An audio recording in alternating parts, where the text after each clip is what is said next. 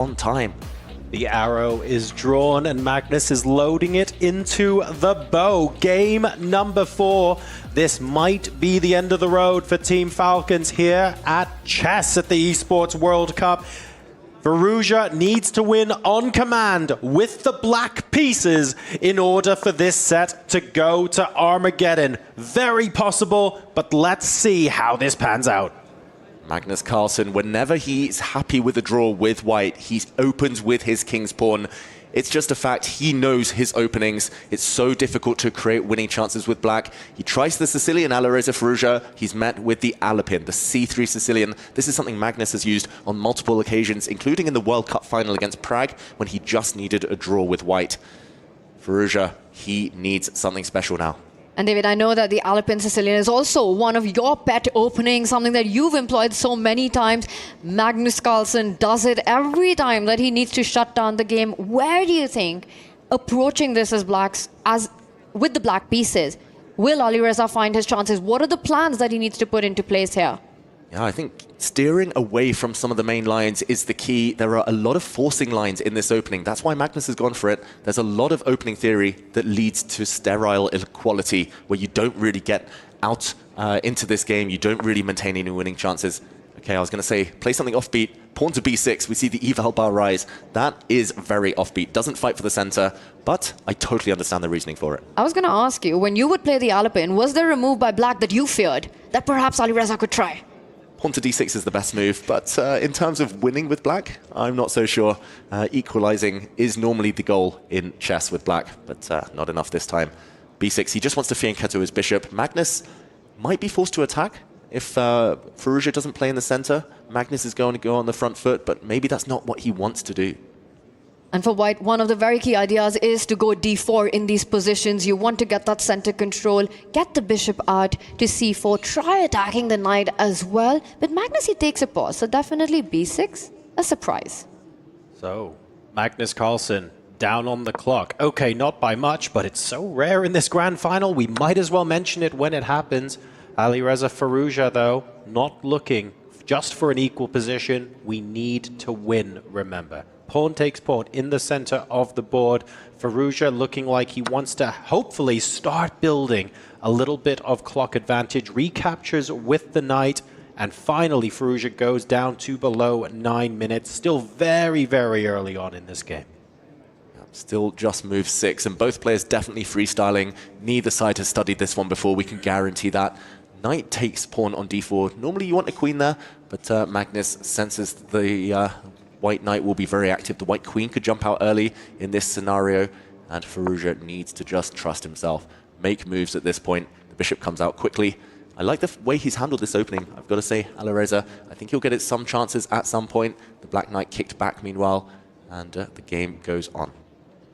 It does go on, and this rivalry goes on. You know, I'm thinking right now of back in 2021 when Magnus Carlsen shocked the world, moved away from the World Championship crown, walked away from it, but said that he would be willing to fight if it was Alireza Firouzja who would challenge him, who would go on to win and then challenge him. That would make Magnus interested in getting back to the World Championship. That's the kind of respect he had. That's the kind of challenge he wanted to relish against the prince, Alireza Firouzja. And we never got that classical World Championship match, but we're getting the matchup here at the biggest global esports stage, at the esports arena. The king versus the prince, but so far, it's been a Magnus Carlsen show. Do you think maybe that that actually plays on Firouzja's mind as well, knowing that Carlsen has said that about you? It's very difficult not to let that affect you psychologically, going, ooh, this is the match that he said he'd be happy to play. I really need to not disappoint. I need to go in with a bang. I need to really prove myself. And so far, we've seen flashes of that brilliance that does enable him to compete with Carlsen at the highest level. That said, he hasn't been able to consistently show that throughout this grand final, at least not so far.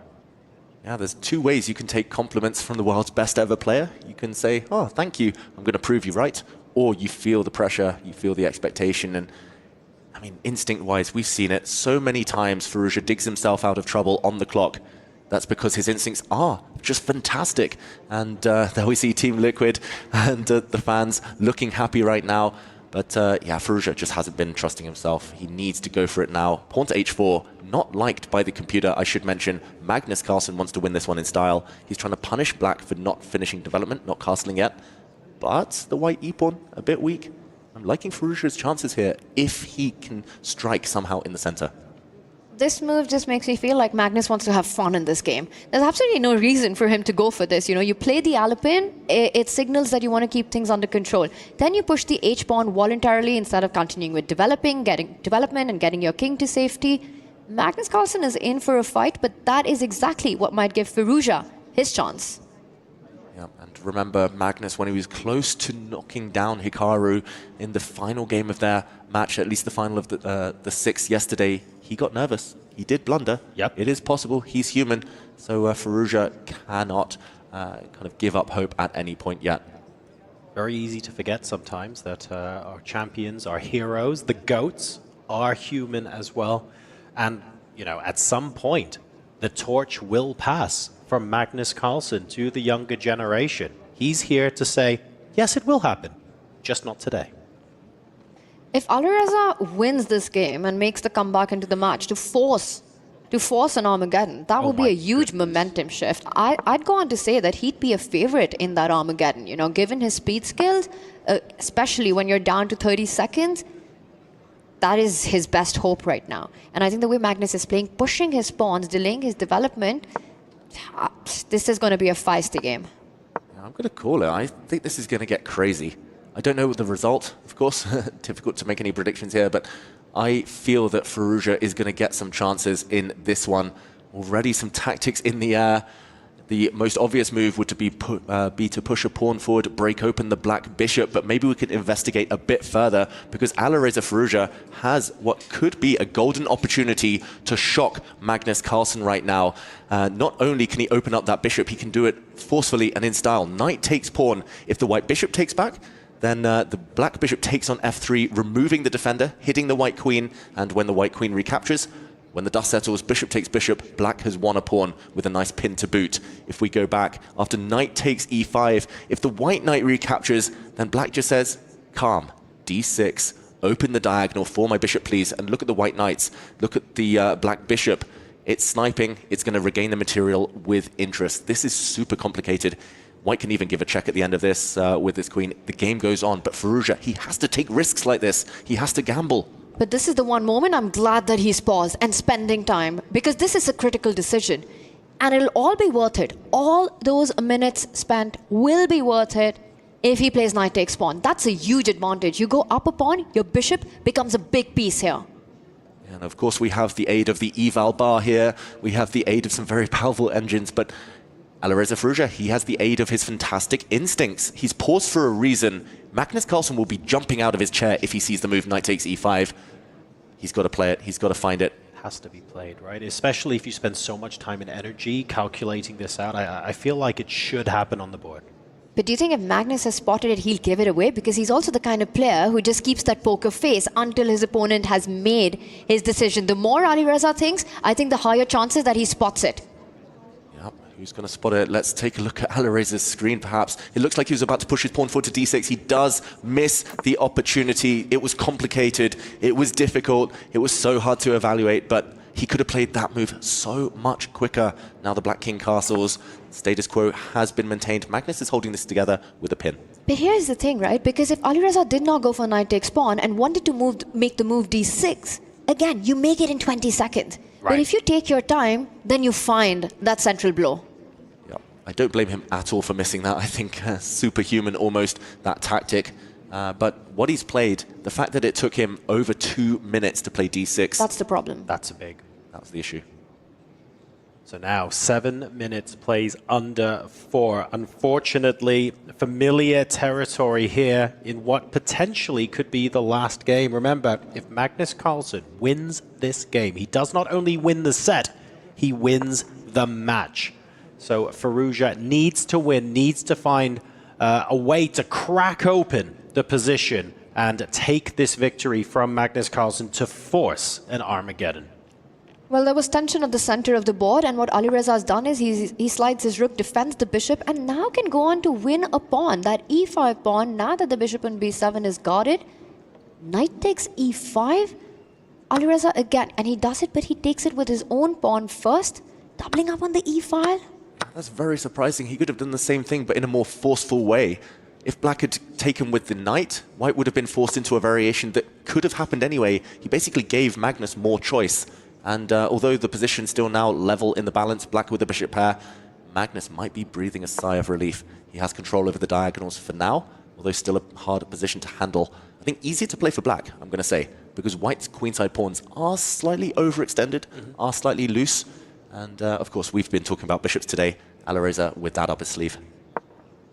In an open game, right? And both bishops on the longest diagonal of the board. And guess what? The knight joining the party as well jumps onto that central d4 square. I wonder if Magnus will do the same. Go knight d5. There are tactics in the air. He might want to trade pieces off. But it looks like that might work in Magnus's favor if you jump with that knight to the d5 square, given the tension along the c line.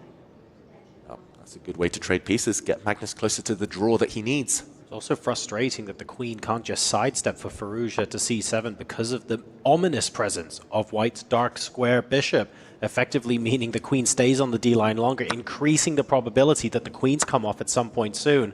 We're trying our best to figure out a way to keep everything on, to keep the tension, to keep the complications, but I think black is struggling to do that here. And again, opportunity to trade queens, and this time it's Magnus that says no, maybe playing on the clock pressure here as it goes to 6 versus 3. Exactly, Magnus has sped up again. Not for the first time, he's barely spent over 30 seconds for a single move in this game, and look at this, pawn to e6, the first blunder of this game, the first mistake. The white rooks are going to hit the black queen. It could be over now. The black queen has no good squares. Wherever you go, there's a double attack or a fork. Magnus now looking at the fans, smiling. He knows he's close. He knows he's about to get it. Team Liquid on the edges of their seats. He knows this is over. The knight about to jump in with a big fork in the position, going material up. Firouzja will fight. He will try to play this on, but I'm not even sure for how long. This is completely busted for black. Magnus Carlsen vibing there. There we go, knight for rook. Magnus has extra material. He's the exchange up. He's getting close now. The white rooks are coming in. The white c-pawn sprinting forward. Firouzja has minimal counterplay. The white queen holds everything.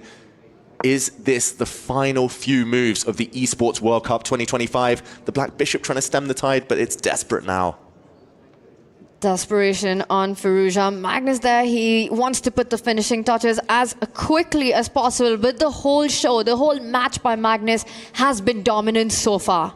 This is absolutely incredible. Alireza Firouzja in a must-win situation. Magnus Carlsen had no business being this aggressive, gunning for this victory, but he only knows one mode. He truly has the heart of a champion, and he is displaying that here, saying, yes, I get that a draw is good enough, but here, watch what I can do. Well, here at the Esports World Cup, he knows only one mode. That is that when liquid flows, it drowns everything. Absolutely incredible stuff. Imperious from Magnus Carlsen, but it's not over yet. 5v2, material advantage. All the chips are stacked in his favor. Blunders can still happen. It is never over until it's over. He has to earn that full point. Everything is earned here. Magnus Carlsen looking up. He's in calculation mode, trying to figure out if he can force it here and now. But there must be a little bit of a ghost in his mind. There was a blunder in game one of this second set when he had a winning position, up on time, up on the board. So Magnus, that's why he's double checking everything. That's why he's slowed down slightly. The longer this game goes on, the more hope for Firouzja. It's just a challenge, staying alive. Remember, you make your own luck. You need to try and find a way to tempt Magnus into that mistake. Those mistakes do happen, but Firouzja needs to make it happen on command. Queens off the board, and victory looking that much more remote. And Magnus needs only a draw to win the match. He doesn't even need to win this game. He's completely winning. And look at this, the c-pawn now forcing its way through. We're going to see the final move of the tournament. Magnus Carlsen takes the victory. He wins game, set, and match against Team Falcons. Alireza Firouzja, Team Liquid, will take home the 1,000 points for chess at the Esports World Cup. The GOAT reigns supreme, world #1, and now your Esports World Cup champion, Magnus Carlsen. Incredible stuff. What a performance by Magnus in the semi-finals, taking down Hikaru Nakamura in an epic battle. Comes in today, completely steals the show. You know, they say chess is a simple game. 2 players play, Magnus Carlsen wins. This was absolute domination, and Team Liquid rises to the top, and the king stays on the